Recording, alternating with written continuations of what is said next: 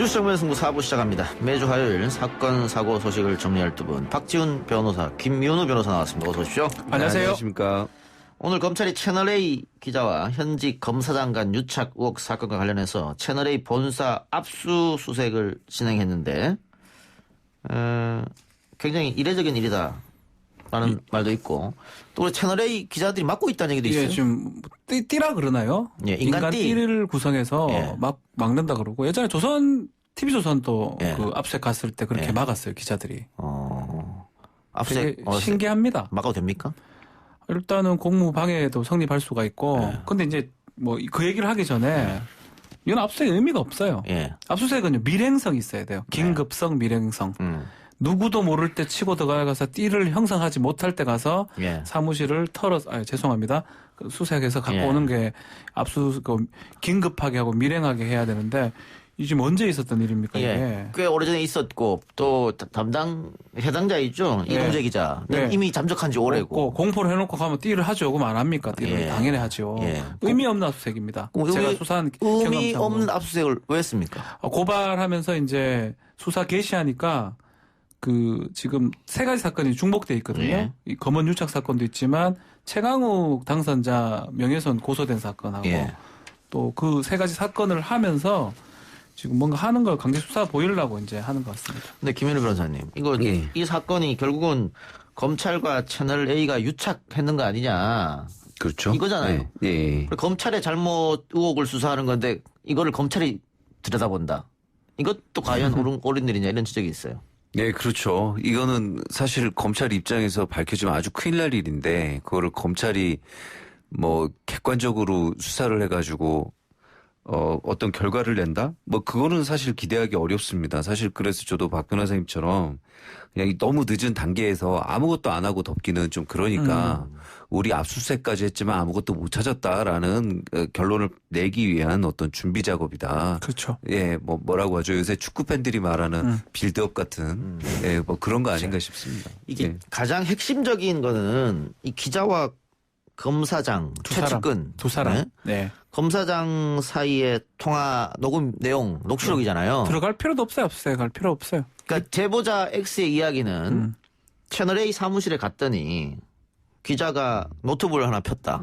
그리고 거기 녹취록이 나온다는 거거든요. 그래서 그것을 제보자 X가 자기가 읽습니다. 네. 이렇게 읽으면서 자기 휴대폰에 녹음해서 왔단 말이죠. 그렇죠. 네네. 그러니까 그 노트북만 있으면 되죠. 있으면 되는 건데 네. 그 해당 기자가 없단 말이에요 지금.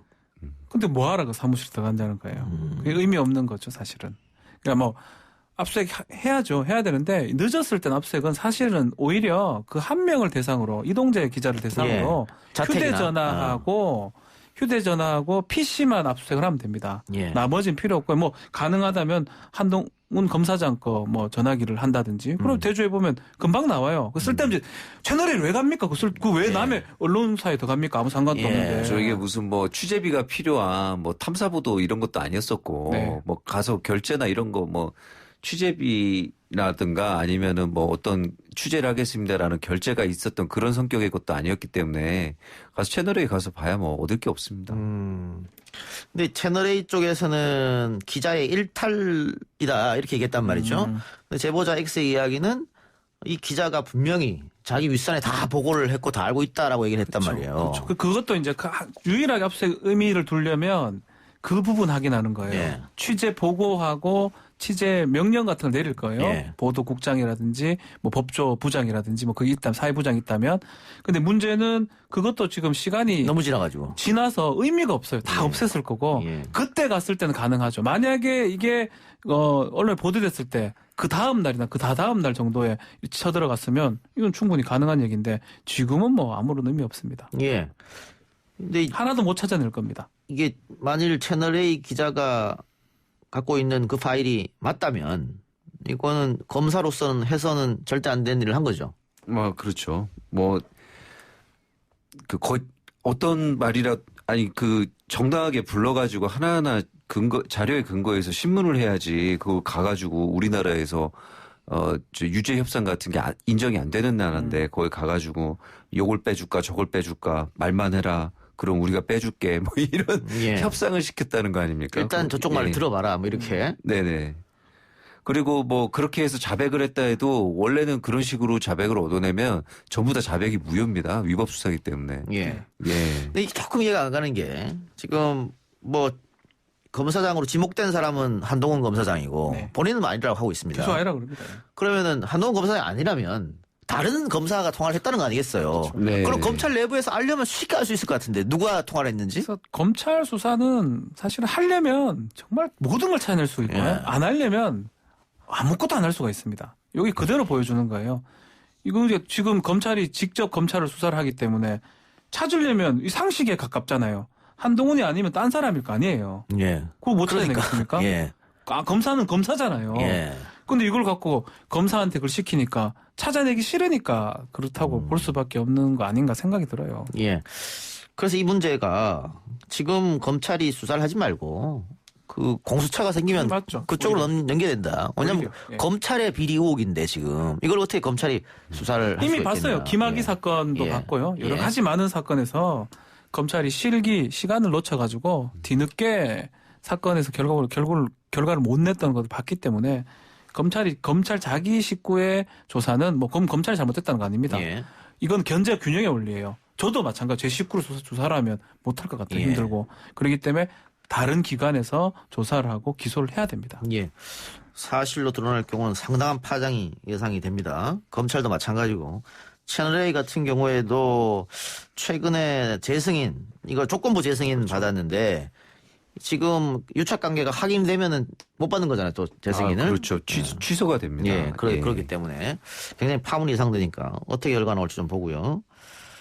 자, 조국 재판 이야기 좀 가볼까요? 정경심 교수가 사모펀드 의혹 관련해서 조국 전 장관의 오촌 조카 재판에 증인으로 출석했는데 네.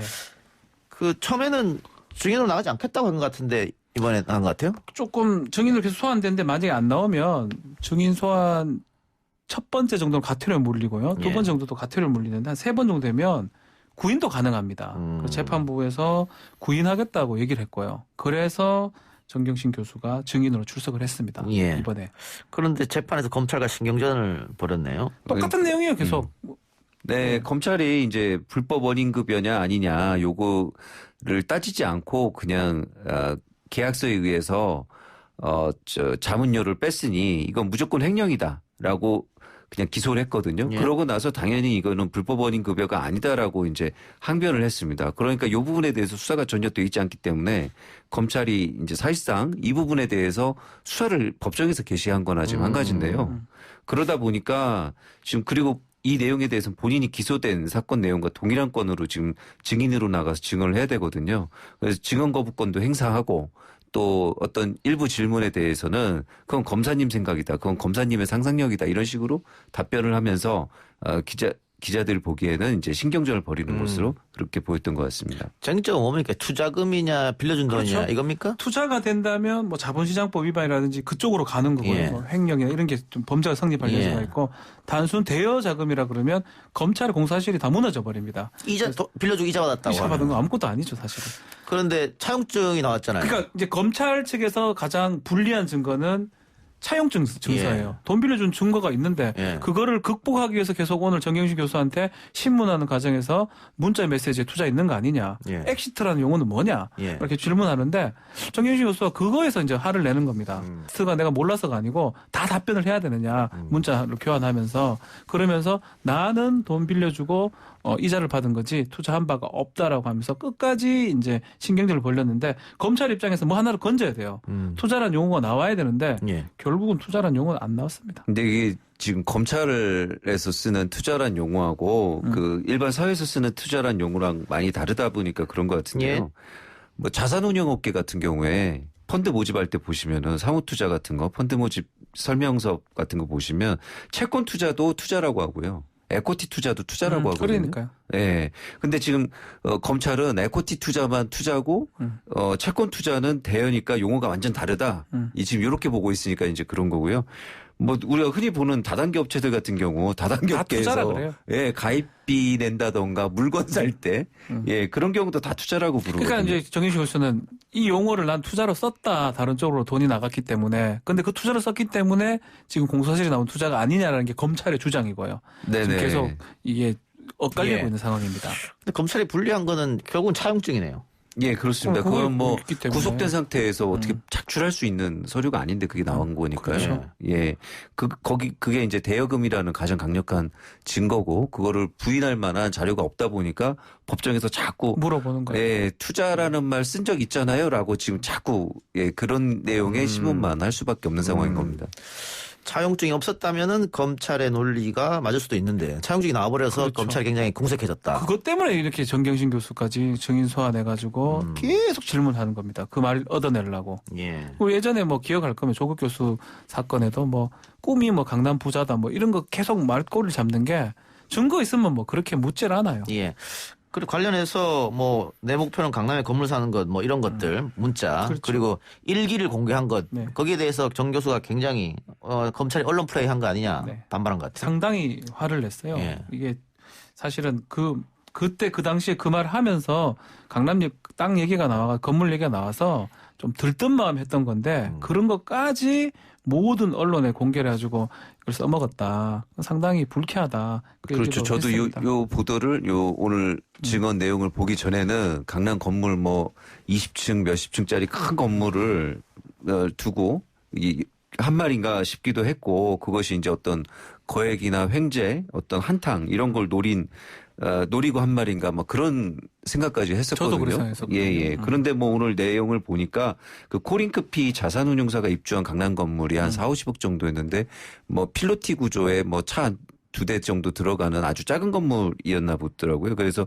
정경심 교수가 내 건물은 요만한 거 나도 있는데 요 20년이 되도록 오르질 않는다. 근데 강남 거는 그렇게 비싸냐? 라면서 나도 요 정도 건물이 있으면 좋겠다라는 뜻으로 동생에게 말한 걸 가지고 그 부분만 딱 잘라서 보도를 하니까 이제 저같이 인상을 받는 사람들이 많이 나왔던 그렇죠. 거죠. 이게 이제 문제인 거예요. 사실은 뭐 이거 얘기를 하지 않을 수가 없는데 이것도 보도된 데가 없습니다. 예. 법정에서 다 나왔어요 이제. 예. 이 문답 과정이 나왔기 때문에 정경심 교수가 본인이 항변한 내용까지 나온 거잖아요. 예. 전체 내용이 이런 상황에서 이런 얘기를 했다라는 건데 이 보도가 검찰에서 예전에 수사 과정에서는 딱 강남 건물 사는 게 꿈이다라만 보도되고 예. 차후에 지금 바뀌었던 상황에 대해서 보도가 안 되고 있어요. 예. 한 신문사 정도면 제가 보도를 하는 거 예. 봤습니다. A 신문사. 예. 거기 말고는 제가 확인이 불가능해서 저희가 여기서 좀 얘기를 좀 해줘야 될 것 같습니다. 예. 그게 지금 사실 확인된 거거든요. 그거는 예. 재판 과정에서. 정경심 재판도 그렇고 그 딸 재판도 그렇고 지금 기자들이 검찰 신문 할 때만 재판장에 있다가 그러면 안 되거든요. 그리고 변호인 반대 신문 하면 나가버려요. 다 나가버리고 있으니까. 사실 주신문만 듣는 건 별 의미가 없습니다. 의미가 없죠. 그거는 그 네. 했는 건데 이때까지. 네, 그 말에 대해서 이제 영어로는 그걸 크로스 이그제미네이션이라고 해가지고 사실 주신문만 마친 거는 크로스 이그제미네이션을 안 거쳤기 때문에 별 증거 가치를 안 두는 얘기들이거든요. 근데 그것만 보도하고 반대 신문 과정에서 나온 문답에 대해서는 전혀 보도하지 않는 건 진짜 큰 문제가 있습니다. 그렇죠. 김 변호사가 판사할 때도 이렇게 중간에 기자들이 확 일어나서 가버리고 이런 경우 자주 있었어요? 저는 이렇게 보도될 만한 사건이 그러지 않아요. 아니 뭐 저도 뭐 군 판사를 하기는 했는데 뭐 좀 중요 사건이면 끝까지 방청하는 게 예의고요. 그리고 이제 기사를 써야 되잖아요. 예. 뭐가 어떻게 진행됐는지. 근데 문제는 뭐냐면 이거 이런 얘기를 표현하는 게 맞는지 모르겠어요. 확증 편향에 빠진 것 같아요. 뭐 이미 기사를 많이 냈기 때문에 이 기사랑 달라지는 기사를 받아들이기 어려운 거예요. 그러다 보니까 주신문 맞추고 가버리는 현상이 반복되는 것 같습니다. 알겠습니다. 재판 결과가 뭐 이제 곧 나오겠죠. 검찰이 뭐 새롭게 또 그 정경심 교수 건에 관해서 구속영장을 뭐 다시 한다고. 그러니까 구속 기간이 만료가 예. 지금 거의 다 됐거든요. 예. 뭐 새로운 뭐 범죄를 갖고 청구를 할 가능성도 있는데 글쎄 뭐 발부될지는 모르겠네요. 예. 예. 재판 결과를 좀 더 지켜봅시다. 사건 사고 하나 하죠. 이혼 관련 사건인데요. 한 여성이 불륜을 저지르면서 내연남과 촬영한 성관계 영상을 내연남 아내에게 전송하고 협박까지 해서 벌금형이 나왔습니다. 섞어 설명 좀 주세요. 예, 내연남이랑 함께 촬영한 성관계 영상을 내연남 아내에게 전송하고 또 자녀에게 위해를 가할 것처럼 협박한 혐의로 40대 여성이 벌금형을 선고받았는데요. 춘천지법 형사 1단독에서 28일 날 판결이 선고됐습니다. 그 성폭력 범죄의 처벌 등에 관한 특례법 위반인데요. 카메라 등 이용 촬영 이 부분이 들어간 걸로 봐서 이거는 내연남도 모르게 촬영이 됐던 것 같고요. 그리고 그 부분에 대해서 벌금 500만 원 선고하고 40시간의 성폭력 치료 프로그램 이수를 명령했습니다. 그런데 또 지인이 내연남 그 가족을 같이 협박했더라고요. 이 협박에 대해서는 벌금 100만 원이 선고됐습니다. 이 여성이 자신도 남편이 있는 상태에서 불륜을 저질렀는데 쌍방 뭐 예. 간통인 거죠. 그런데 본인은 이 사건 때문에 이혼을 했는데 내연남은 계속 살고 있으니까 거기에 화가 났다 이렇게 보면 됩니까? 그렇죠. 뭐 또 그런 게 반영이 됐기 때문에 이게 형이 그래 높다고 봐야 되나요? 하여튼 그런 어떤 양형적 이유가 반영된 것 같고 요새 좀 유행한 드라마랑 좀 비슷한 것 같아요. 드라마 그런데 있습니다. 이게 성관계 영상을 내연남 아내에게 전송하고 자녀에게까지 협박했다. 근데 벌금 500은 약한 거 아닙니까? 그래서요. 그게 반영됐기 때문 같아요. 예, 이쪽도 잘못이 있다? 예.